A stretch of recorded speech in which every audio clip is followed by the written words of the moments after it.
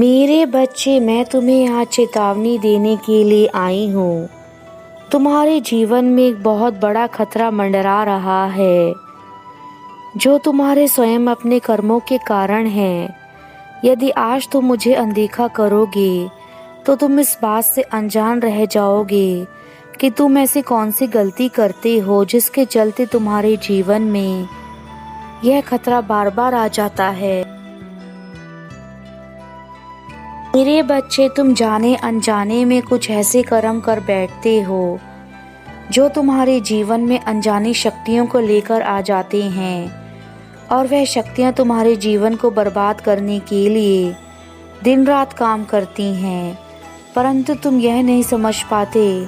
तुम्हें लगता है कि तुम्हारे जीवन में यह दुख भगवान ने तुम्हें दिए हैं।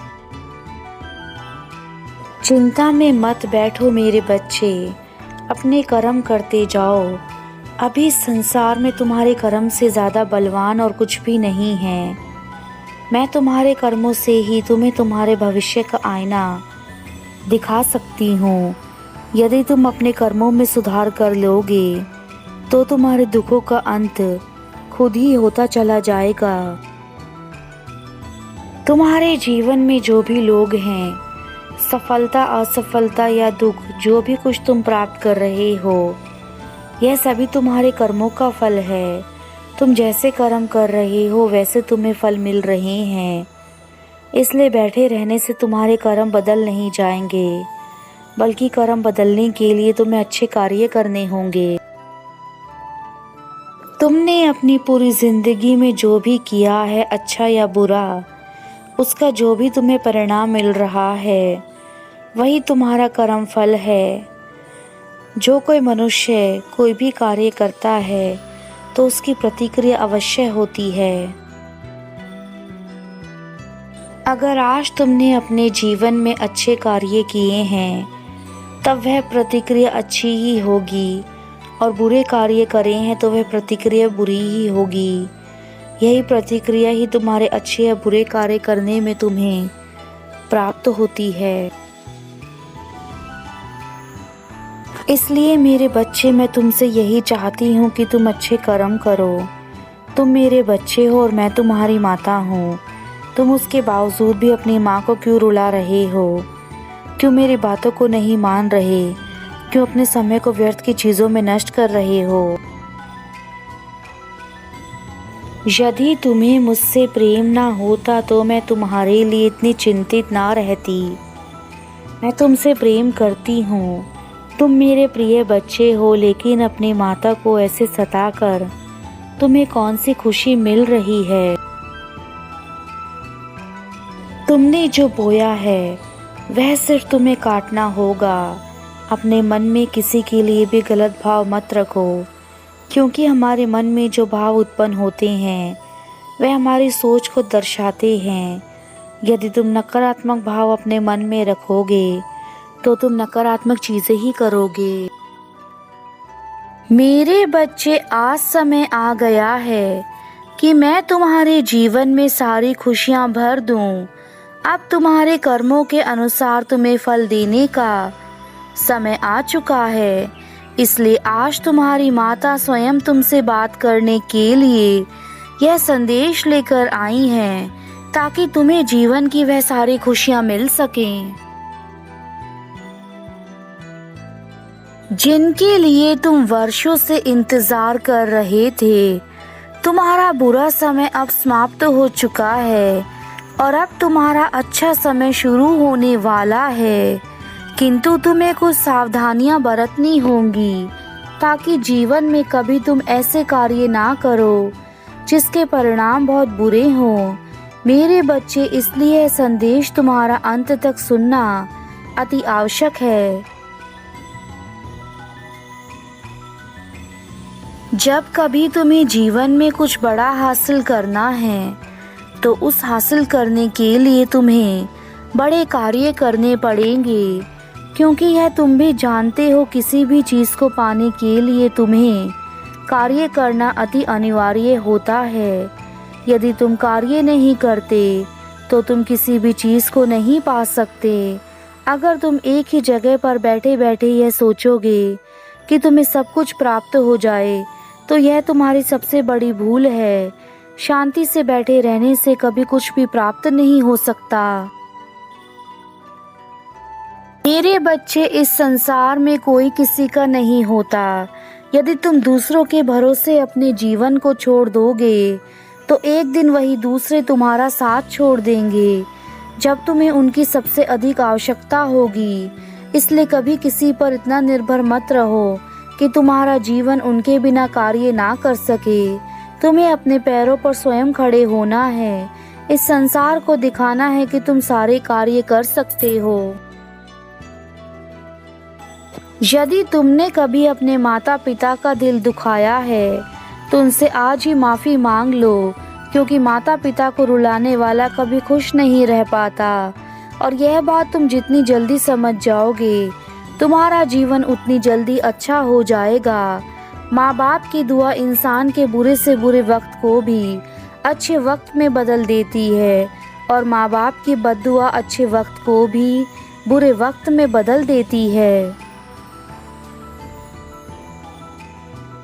मेरा क्रोध केवल उन लोगों पर होता है जो अपने कार्यों को गलत ढंग से करते हैं और उनसे दूसरे लोगों को हानि पहुंचाते हैं। ऐसे मनुष्य दंड के भागी होते हैं और उन्हें कभी माफ नहीं करती।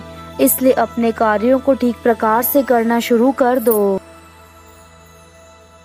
जब कोई व्यक्ति बीमार पड़ता है तो वह अक्सर ठीक होने की दुआ करता है, परंतु जब वह पूर्ण रूप से ठीक हो जाता है तो उसके कुछ समय बाद वह दोबारा वही गलती दोहराने लगता है, जिस गलती को वह पहले कर चुका है और जिस कारण वह बीमार पड़ा था, और दोबारा बीमार पड़ने पर फिर से ठीक होने की दुआ करने लगता है।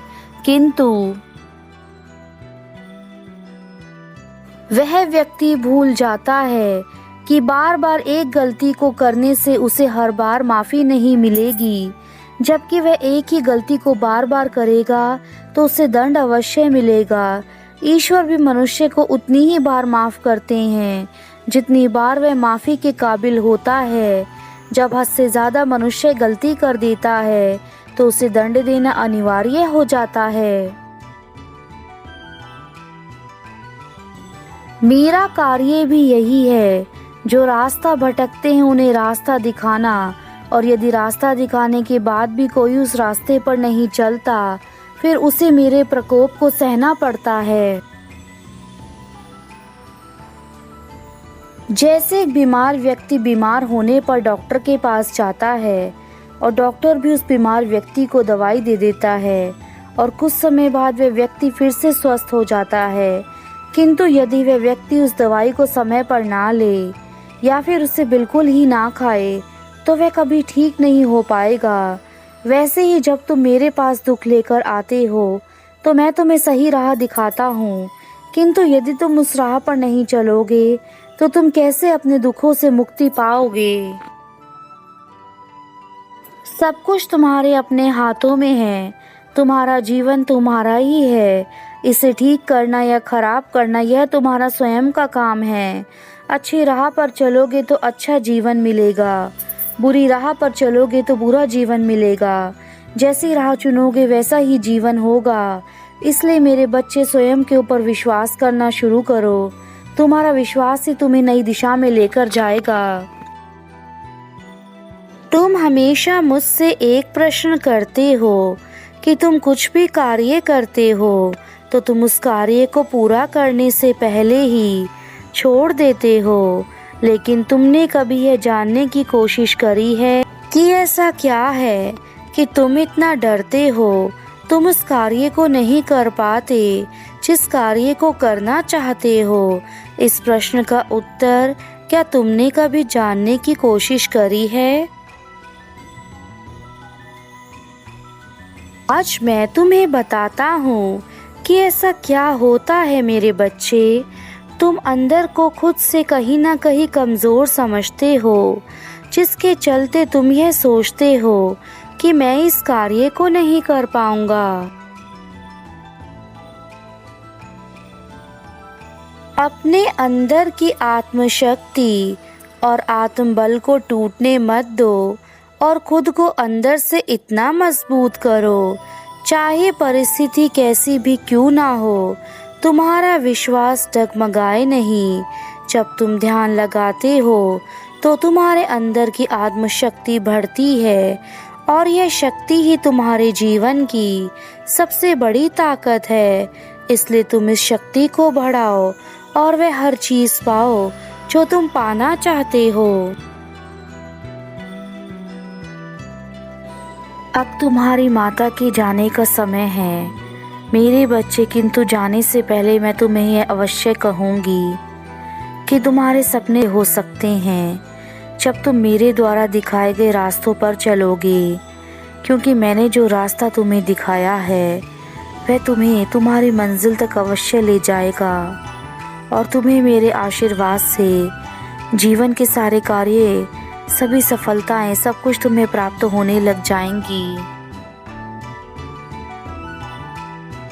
तुम्हारा कल्याण हो मेरे बच्चे, सदा खुश रहना।